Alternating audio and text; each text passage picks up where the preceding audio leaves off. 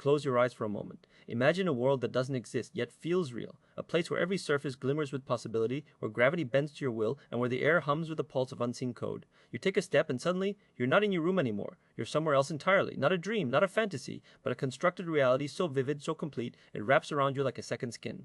In the 1930s, a science fiction writer named Stanley G. Weinbaum penned a story that would plant the seed for what we now know as virtual reality. His tale, Pygmalion Spectacles, described a pair of glasses that allowed people to experience a completely immersive sensory world. It was fiction, but it sparked a real idea. What if technology could one day trick all five senses? Fast forward a few decades, and the Cold War was heating up.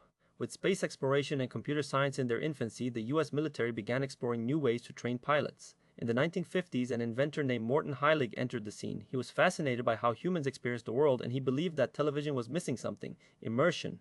Heilig built a machine called the Sensorama. It looked like a motorcycle helmet you could sit in. It played 3D films, added stereo sound, even simulated smells and wind. The goal? To give users a total sensory experience. It was ahead of its time, but no one really knew what to do with it. Still, it laid the groundwork for the idea of virtual environments. Then came Ivan Sutherland, a young researcher who would become a legend in the field. In 1968, he created what's often called the first head-mounted display. It was heavy, bulky, and needed to be tethered to a computer the size of a room, but when he put it on, he could see a simple 3D wireframe world. It was slow, glitchy, and far from perfect, but it was real. These early pioneers weren't just building machines, they were chasing a dream of a world where people could step beyond their bodies and experience something new. They faced huge technical limits, but their vision was boundless, and though they couldn't see the future, they were planting the roots for everything that would come next. As VR continues to evolve, it's not just about what we can do with it, it's about what we can become. Imagine a world where you can learn a new skill in minutes, experience a culture firsthand, or create art in 3D space without ever touching a keyboard. That world is no longer a fantasy, it's becoming our reality. This is the power of virtual reality, a technology that promises to dissolve the boundaries between the physical and the imagined.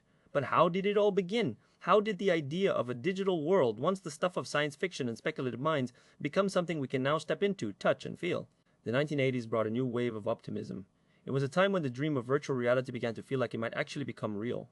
While the 1960s and 70s were mostly about concept and experimentation, the 1980s saw the first real attempts to build something tangible. Companies, researchers, and visionaries started to see VR not just as a tool for science or the military, but as something that could be used by the public. One of the biggest names in the game was Jaron Lanier. He's often called the father of virtual reality. In 1985, he founded VPL Research, the first company to sell VR products.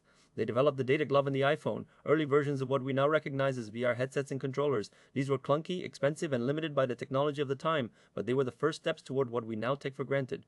The excitement was contagious. Magazines and TV shows started covering VR. Futurists and tech enthusiasts saw it as the next big thing. It wasn't just about gaming or entertainment. People imagined virtual meetings, virtual classrooms, even virtual therapy. The potential felt limitless. But there were challenges. The hardware was heavy, the visuals were crude, and the software was limited. VR systems required powerful computers that most people couldn't afford. The user experience was far from seamless. People often felt disoriented, nauseated, or frustrated. Still, the passion was there. Developers worked tirelessly, pushing the boundaries of what was possible with the tools they had. In the 1990s, the military and NASA continued to invest in VR, using it for training simulations and mission planning. Meanwhile, consumer interest grew. Companies like Sega and Nintendo tried to bring VR into the home with products like the Sega VR headset, but it was ahead of its time. The technology wasn't ready and the market wasn't mature enough. The devices were too expensive, too unreliable, and simply not good enough to justify the cost. Despite the setbacks, the 1980s and 90s were a turning point. This was when the concept of virtual reality really started to take shape. It wasn't just an idea anymore. It was something people were building, trying, and sometimes failing with. But failure didn't stop the dream. If anything, it fueled the fire. The more people tried, the more they learned. And with each lesson, the dream of virtual reality got a little closer to reality. Virtual reality isn't just about escaping reality, it's about expanding it. It gives us the power to walk in another's shoes, to experience distant places, to build worlds that never existed. It brings people together in ways that defy space and time, forging connections in shared digital landscapes. In this audiobook, we'll journey through the hidden history of virtual reality, the forgotten pioneers, the bold experiments, and the quiet revolutions that laid the foundation for one of the most transformative technologies of our time. The story begins long before headsets and haptic gloves. It begins with a vision, one that would challenge what we believed about reality itself. The modern era of virtual reality began in earnest in the early 2010s. With the rise of consumer-grade motion tracking, powerful GPUs, and the democratization of 3D development tools, VR was ready to break through. Oculus, founded by Palmer Luckey and later acquired by Facebook, played a huge role in reigniting public interest. Their development kits gave developers a platform to build the future, and build they did. Gaming was the first major frontier.